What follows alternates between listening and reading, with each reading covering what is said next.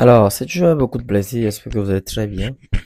Alors aujourd'hui, nous allons faire vite puisqu'il n'y a pas beaucoup de temps. Nous sommes devant la livre sterling face au dollar américain. Au vu de la précédente vidéo, bon, je vous avais dit de déposer votre stop loss sur les 1,2, 1,31, 397. Ben, nous pouvons remarquer que ici, à l'atteinte de la cinquième zone dangereuse, le marché a présenté de multiples dojis ici. Et donc il y a ici dans un time frame beaucoup plus inférieur. Là, actuellement, nous sommes en graphique 1 heure dans un time frame comme la 15 minutes, par exemple, c'était une figure de retournement. Et donc, moi, je suis sorti de cette position, voilà, sur les stop loss de 1,31 997, comme vous pouvez le remarquer. Et ensuite, le marché est venu heurter la quatrième zone susceptible de retournement comme cela, est venu plonger vers le bas. Et là, bon, on ne comprend plus ce qu'il est en train de faire actuellement. Bon. Là, peut-être il continuera une poursuite baissière. On ne sait pas, mais bon, personnellement, moi, je suis sorti de la spéculation. Et bon, donc du coup, avec un risque ratio préalablement sur les, attendez, je vais encore dézoomer voir. Je vais avec un risque ratio de 4.3 sur cette spéculation de swing trading. Donc, je suis sorti à ce niveau-là, voilà. Donc, sur cette spéculation, j'ai gagné un risque ratio de 2.62. Voilà, tout simplement. 2.62, comme vous pouvez le constater, puisque moi, je ne suis plus dans cette spéculation. Néanmoins, si on observe bien, bon, si on observe bien, c'est-à-dire si je remonte les time frames et que je vais en graphique 4 heures, nous pouvons remarquer que là, ici, en graphique 4 heures, qu'est-ce que nous pouvons remarquer? Que bon, c'est juste une correction de marché, voilà, une correction de marché en bougie verte et que le marché, si vous remarquez bien, et que le marché là a fait une bonne bougie baissière, on pourrait considérer que ça comme une nouvelle impulsion baissière. Et là, une nouvelle montée de bougie en bougie verte, c'est-à-dire une correction de marché. Et probablement, le marché continuera sa poursuite baissière. Bon, ça c'est le graphique 4 heures là. Mais je rappelle pour le coup que moi je suis plus dans cette spéculation. Et donc, si quelqu'un est toujours dans la spéculation, là, bon, ce que moi je vais le convier à faire, c'est de déplacer stop loss et de le mettre ici au-dessus, ici, à ce niveau. Voilà, de le mettre ici au-dessus de cette correction de marché. Voilà, comme ça, vous mettez votre stop loss ici et vous laissez errer la spéculation baissière jusqu'à son terme. C'est-à-dire, vous laissez la spéculation baissière, si vous êtes toujours dans le trade, jusqu'à la tête des T profits sur les 1,30 tout simplement. Voilà. Et au moins, c'était une très belle opportunité de la livre sterling face au dollar américain. Voilà. Alors, ensuite, je vais parler non, je vais parler de l'opportunité que nous avons en cours. L'euro USD, n'est-ce pas? J'avais partagé l'euro USD dans la précédente vidéo. Je pense que je vais encore le refaire ici. Voilà. Alors, l'euro USD, nous sommes en graphique 4 heures ici. Je pense bien, oui. Et nous sommes vraiment en graphique 4 heures. Et là, pour le premier scénario, qu'est-ce qui s'offre à vous? Pour le premier scénario, j'avais dessiné cette cible de schématisation, une correction de marché avant de prendre un trade à la cassure clôture de bougie. Là, nous pouvons remarquer que le marché n'a pas dessiné ce scénario. Et je vous dis que là, regardez, ça c'est beaucoup trop d'impulsion. Vous voyez, d'ici à là, c'est beaucoup trop d'impulsion. Et si nous prenons l'outil mesure par exemple, nous pouvons bien sûr mesurer le nombre de pips qu'a probablement fait cette impulsion. Bon, on pourrait déposer ça ici. Et on le fait comme cela. Voilà. Plus de combien? Plus de... Voilà.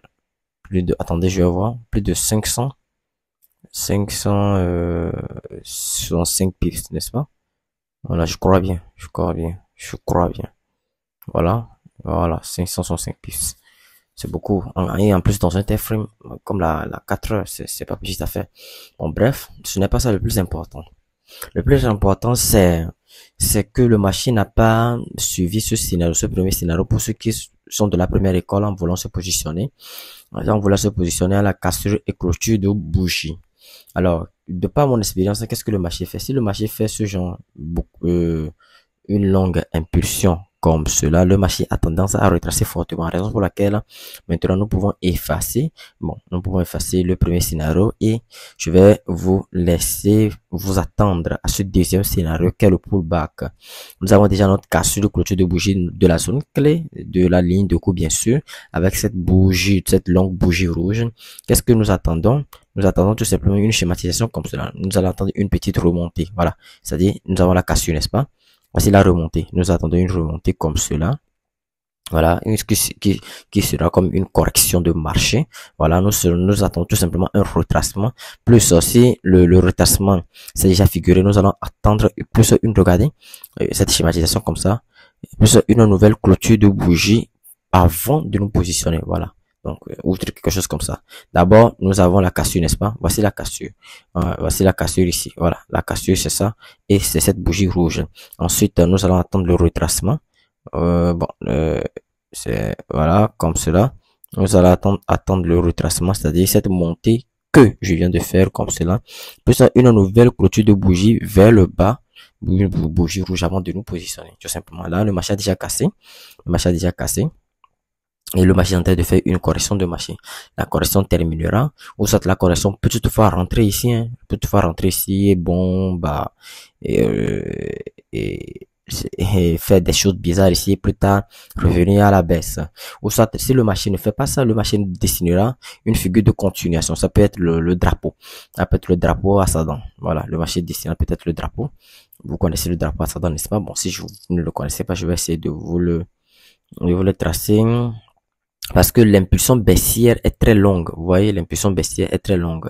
Le marché, probablement, s'il ne retrace pas, dessinera une schématisation comme cela. Bon, comme cela, peut-être ça peut être une figure de continuation de marché.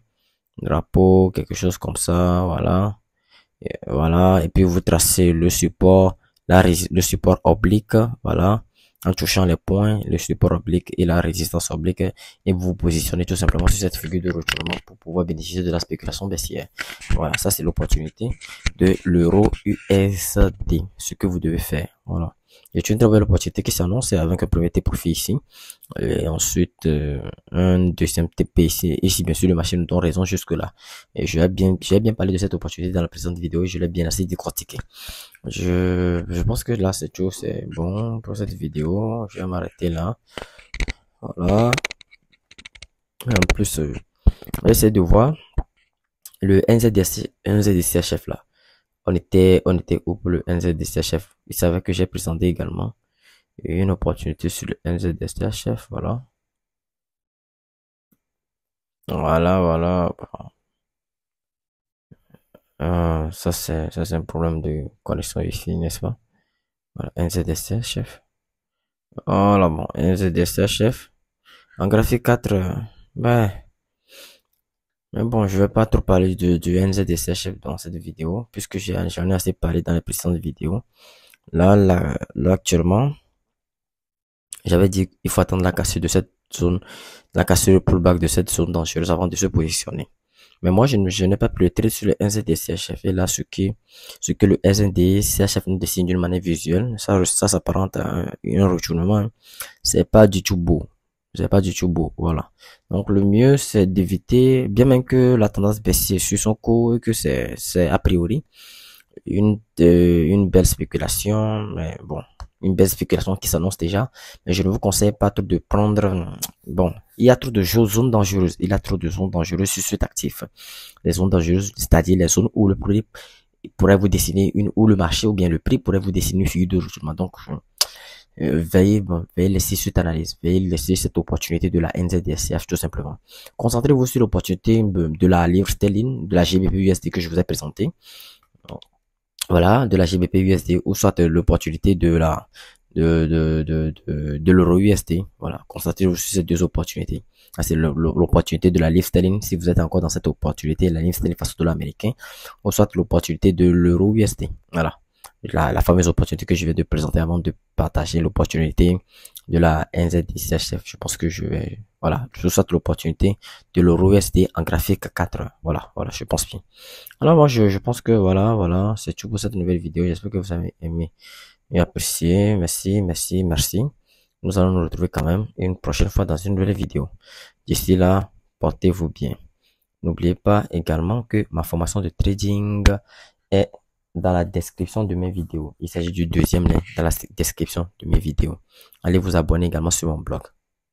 Ciao.